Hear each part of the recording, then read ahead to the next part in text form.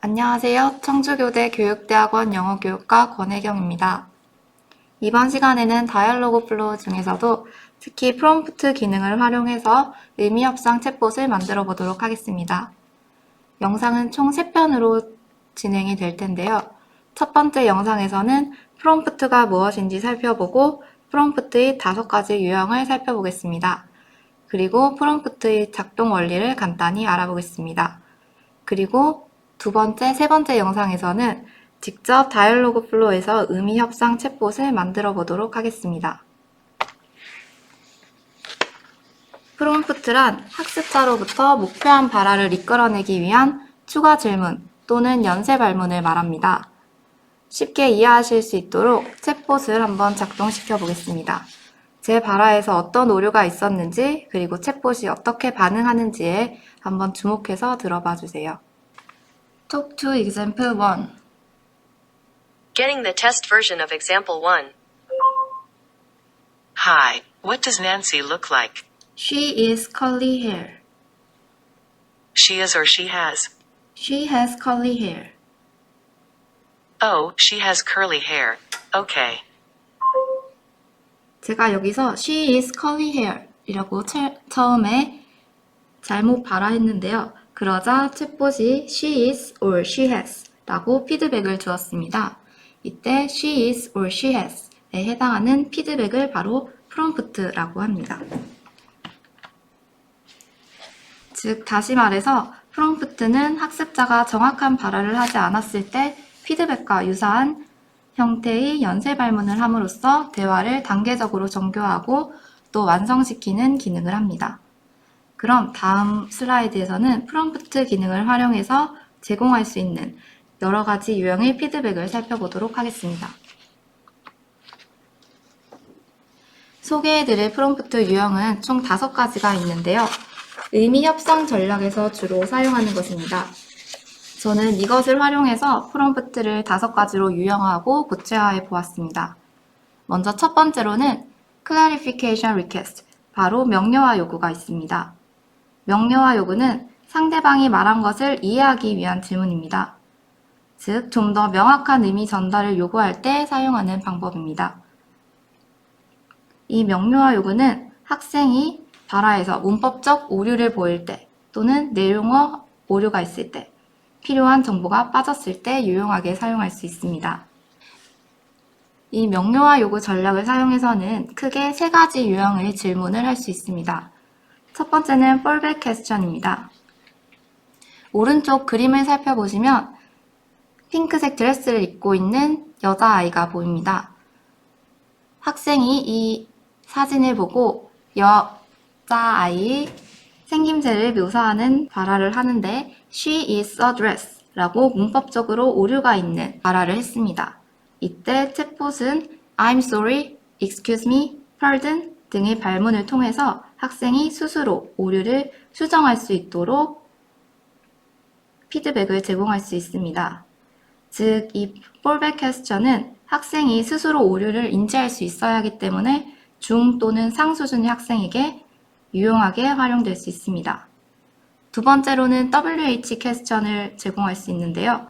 WH 퀘스천은 예시에서 볼 수 있듯이 She is wearing a dress 라고 핑크라는 중요 정보가 빠졌을 때 사용할 수 있습니다.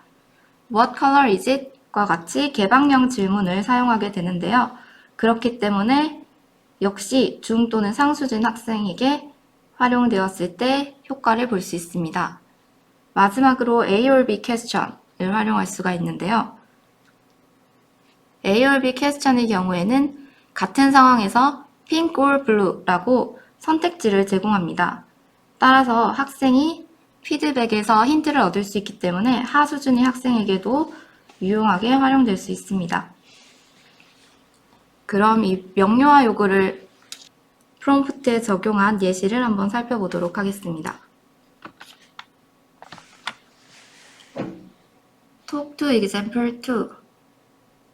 Let's get the test version of example 2. Hi, how can I get to the post office? Go straight and turn. How many blocks?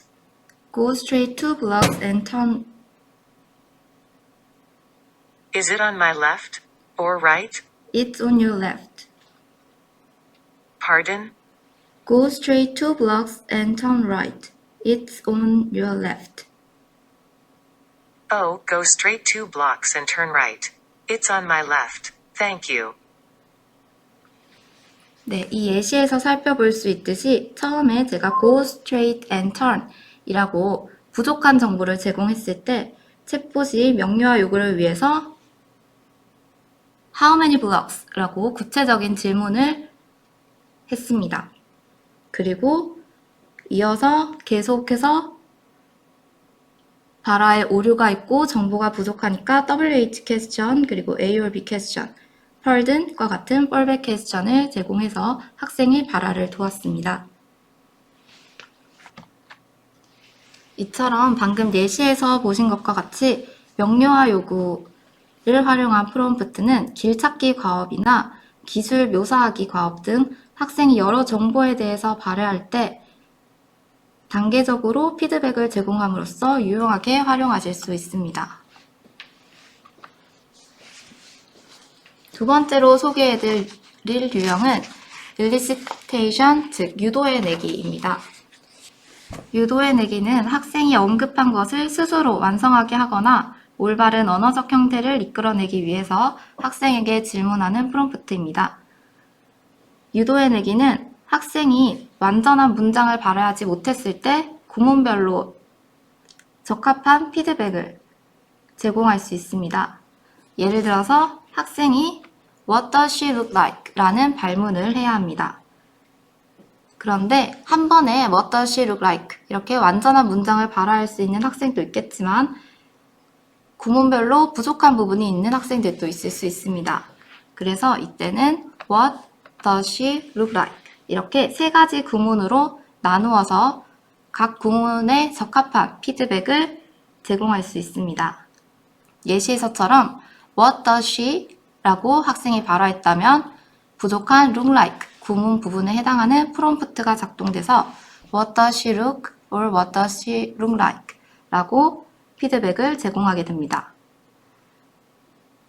이뿐만 아니라 학생이 단답형으로 pink dress 라고 대답했을 때는 she is 라는 단서를 제공해서 학생으로부터 완전한 문장을 이끌어낼 수 있습니다. 역시 다음 슬라이드에서 유도해내기가 적용된 예시를 보도록 하겠습니다. Talk to example 3. Here's the test version of example 3. Hello, where is Jenny from? US. She is? She is US. She is US or she is from US? She is from US. Oh, she is from US, I got it. 네, 이렇게 제가 처음에 US라고 단답형으로 대답하자 챗봇이 she is 라는 단서를 제공해서 문장을 완성할 수 있도록 유도했습니다. 그리고 이후에도 제가 she is US 라고 from을 제외하고 말하니까 챗봇이 그에 적합한 구문별 피드백을 제공했습니다. 이처럼 유도해내기 유형의 프롬프트는 학생이 목표한 발화를 덜 했거나 완전한 문장으로 발화하지 않았을 때 활용 가능하고요. 또는 정확성을 강조할 때 활용할 수 있습니다. 세 번째로 소개해드릴 유형은 request, 고쳐 말하기입니다. 고쳐 말하기는 대화의 흐름을 끊지 않고 암묵적으로 학습자의 오류를 수정해주는 것입니다. 예시에서 볼 수 있듯이 How often do you wash your hands? 라고 질문을 했을 때 학생이 3 라고 대답을 했습니다.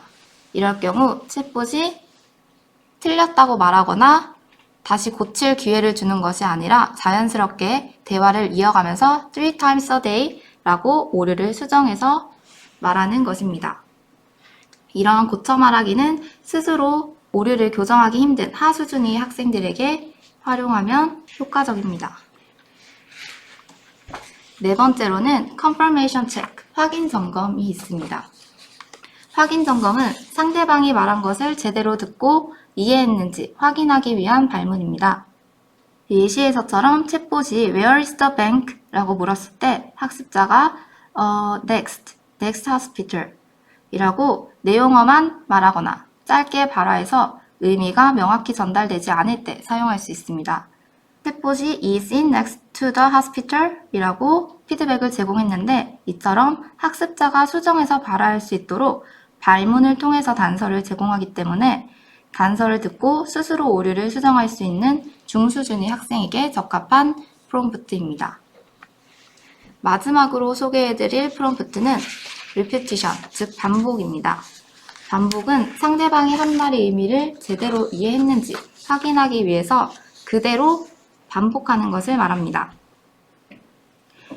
예시에서처럼 학생이 dress라고 내용어만 말하거나 짧게 발화해서 의미가 잘 전달되지 않을 때 학습자의 말을 반복함으로써 학습자가 스스로 수정 및 보충할 기회를 제공하는 유형입니다. 즉, 스스로 오류를 수정할 수 있는 상수준의 학생에게 유용하게 사용될 수 있겠죠. 이처럼 프롬프트를 활용하면 수준별로 학생들의 발화에 도움을 줄 수 있습니다. 이렇게 5가지 유형의 프롬프트를 살펴봤고요. 마지막으로 프롬프트가 어떻게 작동하는지 간단하게 살펴보도록 하겠습니다. 프롬프트를 설정하기에 앞서서 학생이 반드시 말해야 하는 표현을 엔티티로 설정해야 합니다. 원래 다이얼로그 플로우에서 엔티티는 사용자의 발화 중에서 필요한 정보를 추출하기 위해서 사용됩니다. 자동응답 예약 시스템을 생각하시면 이해가 쉬운데요. 예약이 이루어지기 위해서는 시간 표현이 꼭 필요하겠죠. 따라서 9시, 9시 30분 등 여러 가지 시간 표현을 하나의 엔티티로 설정합니다. 그러면 챗봇이 엔티티를 활용해서 고객의 예약 시간과 관련된 정보를 따로 추출할 수가 있습니다. 그리고 만약에 고객이 시간 표현을 언급하지 않았다면 챗봇이 추가 질문을 함으로써 시간을 말하도록 유도해낼 수 있습니다. 하지만 우리가 지금 만드는 것은 영어 학습용 의미 확산 챗봇이기 때문에 저희는 학습자가 연습했으면 하는 표현을 엔티티로 지정하겠습니다. 다시 말해서 학습자가 연습했으면 하는 표현을 엔티티로 지정하고 목표 표현을 말하지 않으면 프롬프트를 작동시켜서 피드백이 제공되게 챗봇을 만들겠습니다. 프롬프트가 작동하는 것을 예시로 한번 살펴보면 from을 엔티티로 설정했을 때 학생이 I'm Korea 라고 대답을 했습니다. 이때 학생은 필수적으로 발화를 해야 되는 from 이라는 단어를 말하지 않았기 때문에 from에 대한 프롬프트가 작동해서 챗봇은 I'm from Korea or I'm Korea 라고 피드백을 제공하게 됩니다. 이외에 엔티티에 대한 자세한 설명은 본 채널의 의사소통 챗봇 만들기 영상을 참고하시기 바랍니다. 그럼 지금부터 본격적으로 다이얼로그 플로우에서 챗봇을 만들어 볼 텐데요. 챗봇을 만들기에 앞서서 저희가 만들 챗봇을 간략하게 소개해 드리도록 하겠습니다. 먼저 정보차 가업을 기반으로 하는 챗봇이고요. 첫 번째로는 학생이 질문을 하면 AI가 잭의 생김새를 묘사합니다. 그리고 두 번째로는 챗봇이 질문을 하고 학생이 챗봇에게 내지의 생김새를 묘사하는 과업입니다. 그럼 다음 영상에서 이어서 챗봇을 만들어 보도록 하겠습니다.